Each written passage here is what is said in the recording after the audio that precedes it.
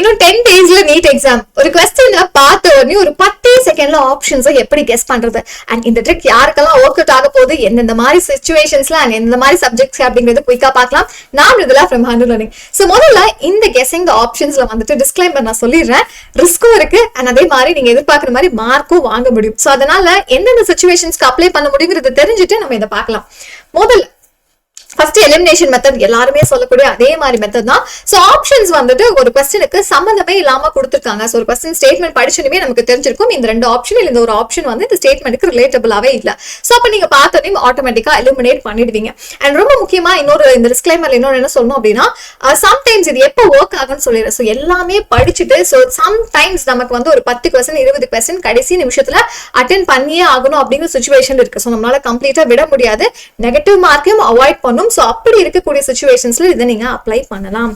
Okay, so அதுக்கு அடுத்து வந்துட்டு ஒரு சில சென்டென்சஸ்ல ஒரு சில ஆப்ஷன்ஸ்ல எல்லாம் பாத்தீங்க அப்படின்னா இந்த ஸ்டேட்மெண்ட் பேஸ்ட் கொஸ்டின்ஸ் எல்லாம் வந்துட்டு நம்மள கன்ஃபியூஸ் பண்றதுக்காக ஆல்வேஸ் என்சிஆர்டில இருக்கக்கூடிய லைனா அப்படியே கொஞ்சம் ட்விஸ்ட் பண்ணி ஆப்போசிட் டர்ம்ஸ் எல்லாம் கொடுத்து நமக்கு கொஸ்டின் கேட்கலாம். ஸோ ஆல்வேஸ் இல்ல நெவர் இது மாதிரி கொடுத்துருக்கக்கூடிய ஸ்டேட்மெண்ட்டை நீங்க நல்லா கேர்ஃபுல்லா வாட்ச் பண்ணிட்டு அதுக்கப்புறம் தான் அதை எலிமினேட் பண்ணும். ஸோ இது ரொம்ப முக்கியமான ஒரு விஷயம்.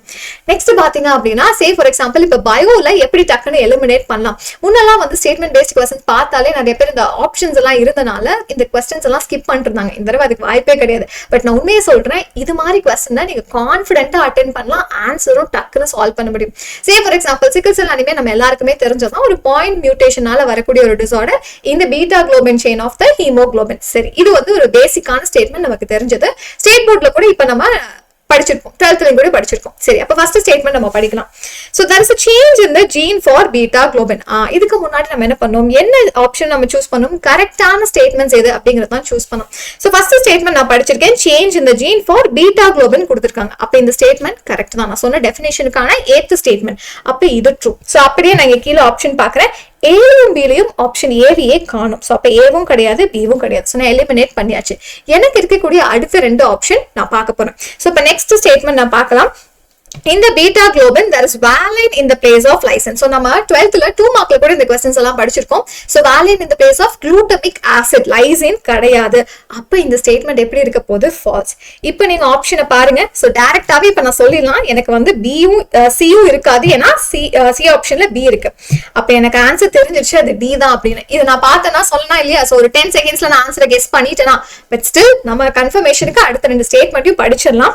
So it is an example for point mutation சொல்லிருக்காங்க. அது ஆக்சுவலி வந்து நமக்கு கொடுத்திருக்க ஆப்ஷன் படியும் அது ட்ரூவா தான் இருக்கணும். அண்ட் எனக்கும் தெரியும் அது ட்ரூவான ஸ்டேட்மெண்ட் தான். அடுத்தது பாருங்க, இந்த normal gene use replaced by ஏன்னு கொடுத்திருக்காங்க. சோ நார்மலா ஒரு டிஎன்ஏல okay GAG is going to code for glutamic acid.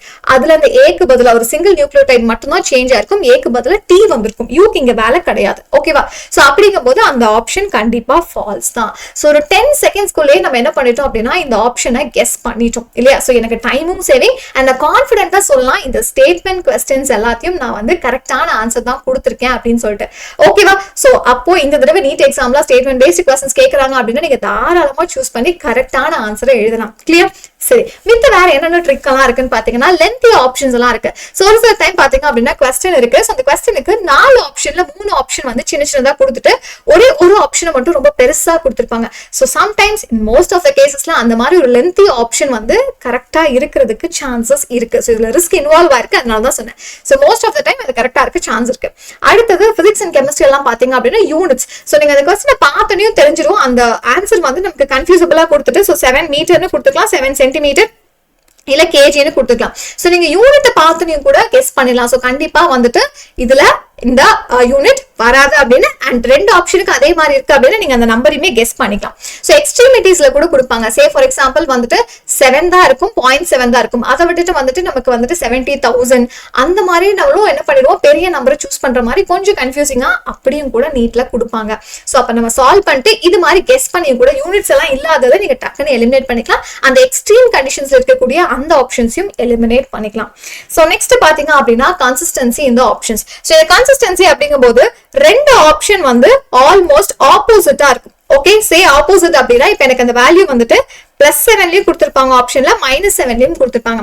அப்போ இதுலயே நமக்கு தெரிஞ்சிருக்கும். இது போக மத்த ஆப்ஷன்ஸ்லாம் சே ஃபார் எக்ஸாம்பிள் 8 பக்கத்திலேயே கொடுத்திருக்க இன்னொரு நம்பரா இருக்கலாம், இல்ல 6 கொடுத்துக்கலாம். சோ நியர்பை நம்பர்ஸ் கொடுக்கலாம். நம்ம ஏதாச்சும் ஒரு மிஸ்கால்குலேஷன் பண்ணிட்டோம் அப்படின்னா 1 or 2 வேரியபிள்ஸ் மாறும். அண்ட் அப்படி இருக்கும்போது நமக்கு இப்ப இந்த பிளஸ் அண்ட் மைனஸ்ல வேல்யூஸ் மாத்தி ஆப்போசிட்டா கொடுத்திருக்காங்க. நான் முன்ன சொன்ன அந்த டேர்ம்ஸும் அதே மாதிரி தான், ஆல்வேஸ் அண்ட் நெவர் ஒரே மாதிரி ஸ்டேட்மெண்ட்டை மாத்தி கொடுப்பாங்க. அதெல்லாம் கேர்ஃபுல்லா நம்ம படிக்கணும். சோ இப்ப நமக்கு கிளியர் ஆயிடும். சோ மித்த 2 ஆப்ஷன் கண்டிப்பா கிடையாது, இந்த 2ல தான் ஏதோ ஒன்னு இருக்க போகுது அப்படிங்கறதையும் நம்ம கெஸ் பண்ண முடியும். சோ இது எல்லாமே ஒரு சில ட்ரிக்ஸ் அண்ட் டிப்ஸ். சோ இதை வச்சு நம்ம ஆப்ஷன்ஸை கெஸ் பண்ணா நான் சொன்ன மாதிரி என்ன மாதிரி சிச்சுவேஷன்ஸ்ல கண்டிப்பா நம்ம ஆன்சர் அட்டென்ட் பண்ணணும் அப்படிங்கிற சிச்சுவேஷன்ஸ்ல நான் ஆல்ரெடி தரவா இருக்கேன்னா உங்களுக்கு இதெல்லாம் தேவைப்படாது. பட் இந்த லாஸ்ட் 10 டேஸ்ல இந்த மாதிரி ட்ரிக்ஸை ஒரு சில ஒரு 10 கொஸ்டின் நம்ம அட்டென்ட் பண்ண வேண்டிய சிச்சுவேஷன்ல நெகட்டிவ் மார்க்ஸ் கம்மி பண்றதுக்கு நீங்க இதை சூஸ் பண்ணலாம். ஓகேவா? சோ இது மாதிரி நிறைய உங்களுக்கு தேவையான வீடியோஸ் அண்ட் ஷார்ட்ஸ் வந்துட்டே இருக்கு. அண்ட் ரொம்ப முக்கியமா சோ நீங்க நீட் வந்து ரிப்பீட் பண்ணணும் அப்படின்னு நினைக்கிறீங்க, சோ இந்த எக்ஸாம் முடிஞ்சதுக்கு அப்புறம் நீங்க டிசைட் பண்ண போறீங்க, இல்ல அதுக்கும் ஏதாச்சும் ஹெல்ப் தேவைப்படுது அப்படின்னா கண்டிப்பா ப்ளீஸ் வாட்ஸ்அப் அஸ். ஓகேவா? 9487005944. சோ இந்த நம்பருக்கு நீங்க கண்டிப்பா கால் பண்ணுங்க, இல்ல மெசேஜ் பண்ணுங்க. சோ நீட் ரிலேட்டடா வேற என்ன டவுட்ஸ் இருந்தாலும் கண்டிப்பா கமெண்ட்ஸ்ல கேளுங்க. அண்ட் கண்டிப்பா இனி வரப்போற இந்த சிச்சுவேஷன்ஸ்ல நிறைய வந்துட்டு பேப்பர் சால்விங் தான், கொஸ்டின் சால்விங் இருக்கு. அண்ட் அதே மாதிரி ஒரு கம்ப்ளீட் பேப்பர் எடுத்து சோ அதுல அந்த 180 கொஸ்டின்ஸ் நம்ம எப்படி சால்வ் பண்ண போறோம், என்ன டைம்குள்ள சால்வ் பண்ண போறோம், அது எல்லாத்தையும் பிராக்டிஸ் பண்ண ஆரம்பிச்சிடும். சோ இது வந்து இந்த லாஸ்ட் மினிட்ல டைம் சேவிங் ஹேக்ஸும் கூட. ஸ்டேட்மெண்ட் கொஸ்டின்ஸ் எல்லாம் சூஸ் பண்றீங்க, டைம் ஈஸியா சேவ் பண்ணோம் அப்படின்னா இந்த ட்ரிக்ஸ் எல்லாம் கண்டிப்பா அப்ளை ஆகும். So take use of it and all the very best for your exams.